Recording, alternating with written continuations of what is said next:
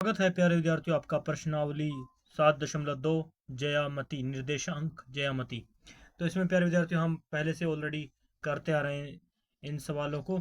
तो इसमें आज हम 7वां सवाल करेंगे। इसमें क्या कहा गया है, बिंदु ए के निर्देशांक ज्ञात कीजिए जहां ए बी एक वृत्त का व्यास है जिसका केंद्र 2, -3 तथा बी के निर्देशांक 1, 4 है। तो प्यारे विद्यार्थियों हम सबसे पहले एक वृत्त बना लेते हैं रफ काम पर, और इसमें हम इसको शो करते हैं कि इसमें क्या कहा गया, एक वृत्त का व्यास है। तो वृत्त के व्यास के हिसाब से ए बी दिया हुआ है इसमें, तो ए बी क्या दे रखा है, उसके लिए हम एक वृत्त के बीच में लाइन लगा लेते हैं इसके व्यास के अंदर बिंदु से। यहाँ पे एक लाइन लगा ली यहाँ पे, तो यानी एक लाइन लगाई हमने यहाँ से यहाँ तक।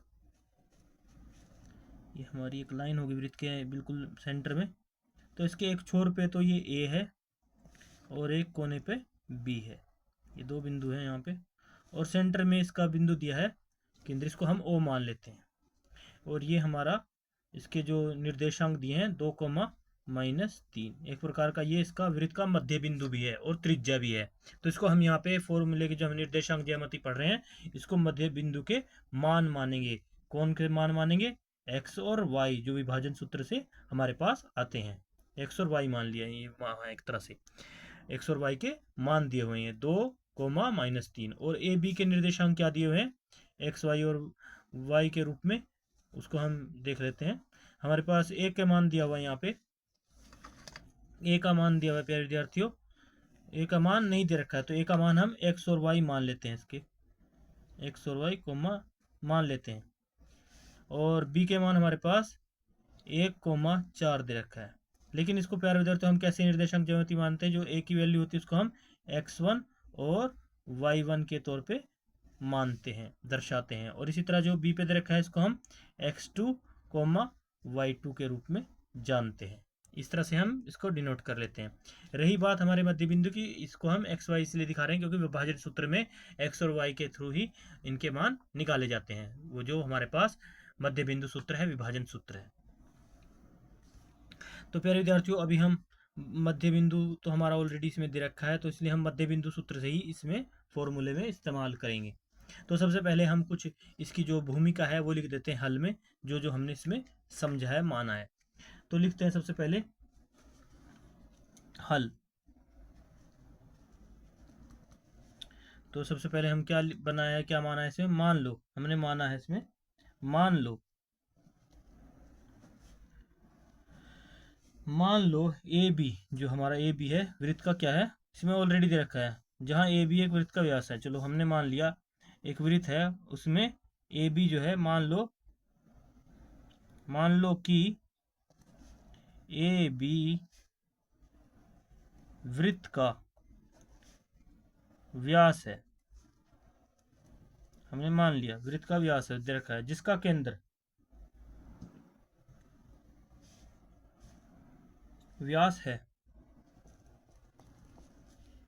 मान लो ए बी वृत्त का व्यास है और जिसका केंद्र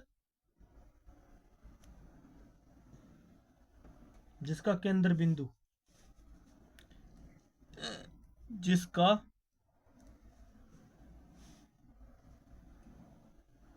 केंद्र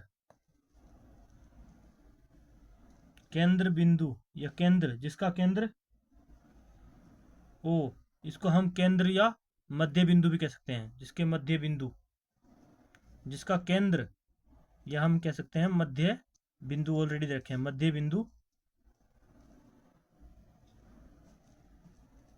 बिंदु ओ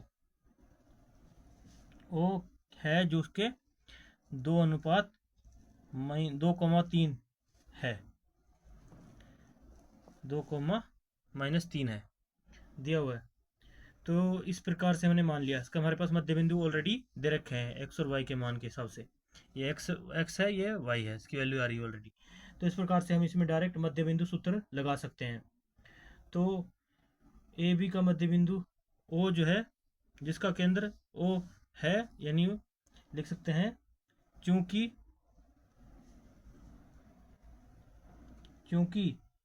ओ जो है ए बी का मध्य बिंदु है, मध्य बिंदु है। ये तो आप समझ गए होंगे प्यारे विद्यार्थियों। इसीलिए हम मध्य बिंदु सूत्र से ही चलेंगे इसमें। अब इसमें चलेंगे किस चीज़ से? मध्य बिंदु सूत्र से। तो मध्य बिंदु सूत्र से हम डायरेक्ट निकालेंगे इनके मान। तो हमारे पास मध्य बिंदु सूत्र से ही हमारे पास x और y की वैल्यू आ जाएगी। तो इसलिए मध्य बिंदु सूत्र से x और y का मान ज्ञात करने पर, तो मध्य बिंदु सूत्र से जब चलेंगे तो उसके लिए हमें किसके निर्देशांक निकालने पड़ेंगे? हमें निर्देशांक निकालने पड़ेंगे a के। तो a के वैल्यू निकालनी है x और y की। तो कैसे आएगी? x और y का मान निकालना है। तो इसके लिए हम इसको दर्शा रहे हैं, इस तरह से हमने दर्शा दिया। तो वैल्यू है जहाँ पर बिंदु है, और इसमें मैंने ये तो दिखा दिया। मान लो ए बी एक वृत्त है, इसका व्यास ए बी वृत्त व्यास जिसका केंद्र ओ केंद्र इतना है 0.23 है, और ओ ए बी का मध्य बिंदु है, जिसमें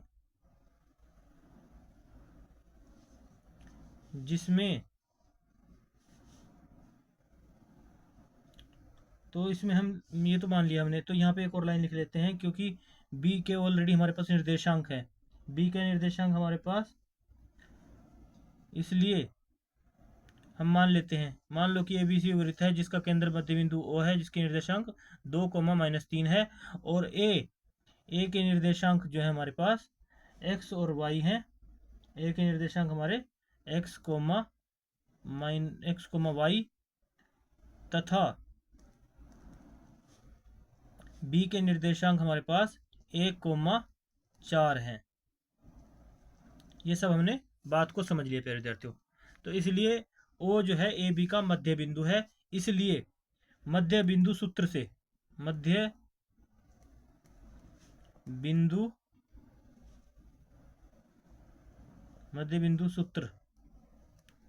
सूत्र से चलेंगे।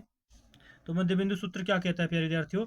x और y के तौर पे अगर हमारे पास मान ऑलरेडी रखा हो x का, तो x के लिए क्या वैल्यू पुट होगी?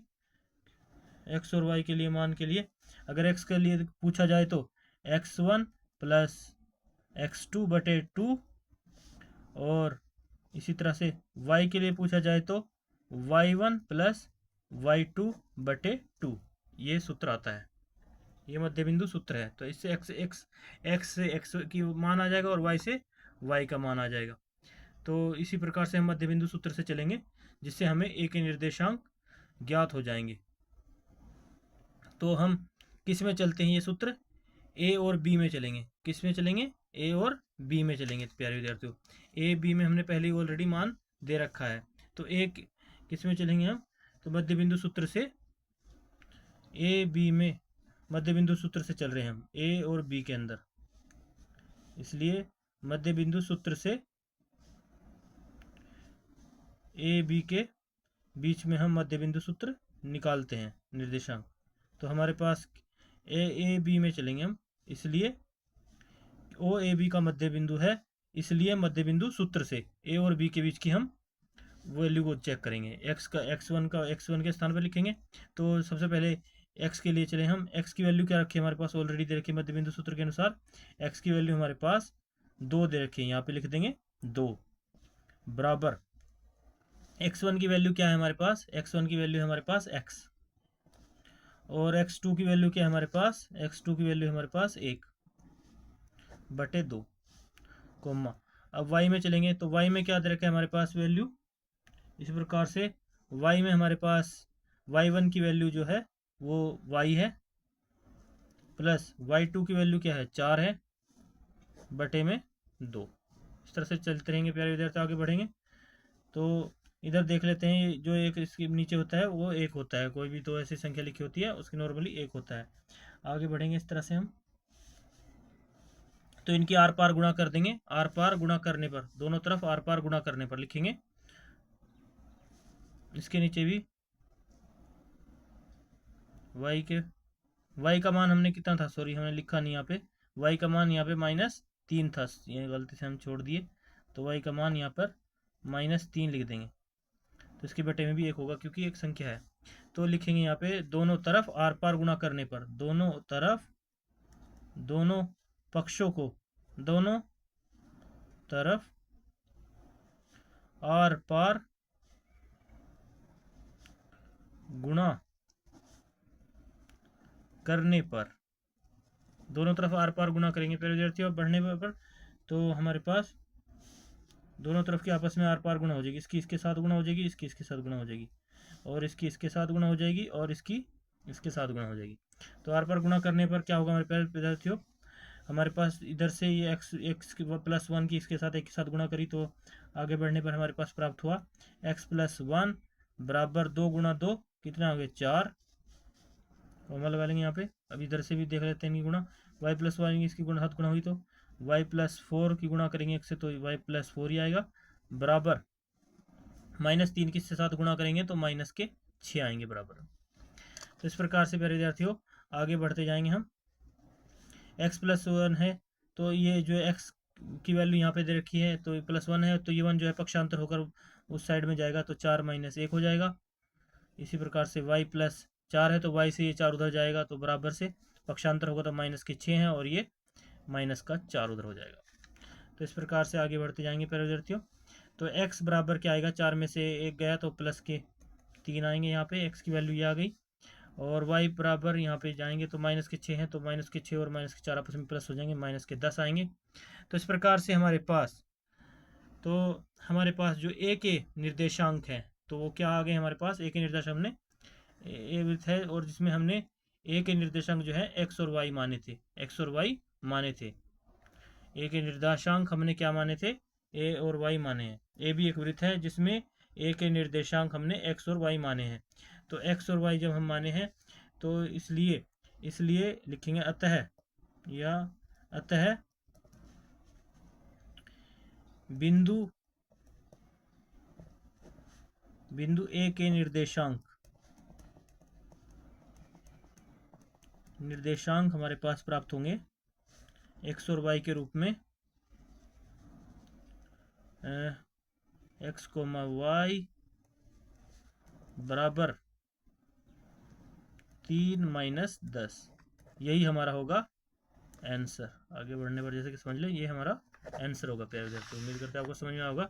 अतः बिंदु a के निर्देशांक x, y के बराबर 3, -10 होंगे, यही होगा हमारा आंसर।